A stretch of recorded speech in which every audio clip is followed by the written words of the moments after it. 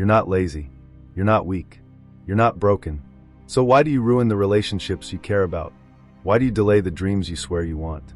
Why do you sabotage the very life you're trying to build? Here's the truth most people never hear. Self-sabotage isn't a flaw. It's a defense mechanism. Your mind choosing safety over success. And the scariest part? It feels logical, even when it's killing your future. Act 1. The invisible enemy. Most people think self-sabotage looks dramatic. Explosive decisions, sudden breakdowns, visible chaos. But real self-sabotage is quiet. It's the text you don't send, the opportunity you don't apply for, the boundary you don't set, the dream you delay until things feel right. Here's the twist. You're not avoiding the task. You're avoiding the emotional consequences of doing the task.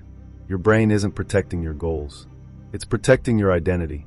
And the identity you've carried for years doesn't believe you deserve more. Most people never realize this. They think they're lazy, when in reality, they're scared of becoming someone new. Act 2. The real reason you hold yourself back. Every act of self-sabotage has one thing in common.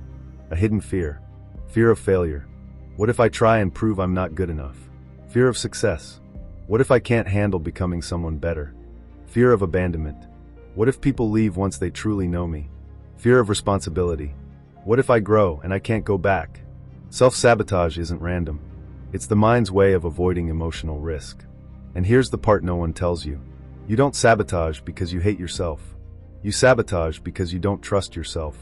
Act 3. How the past shapes the pattern.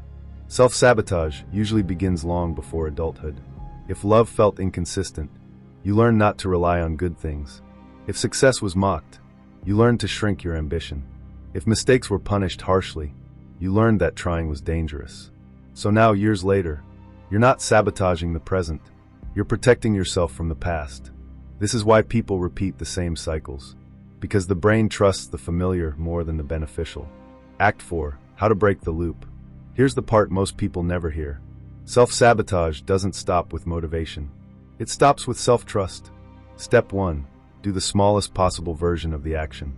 Your brain resists big steps, but it warms to consistency. Step 2.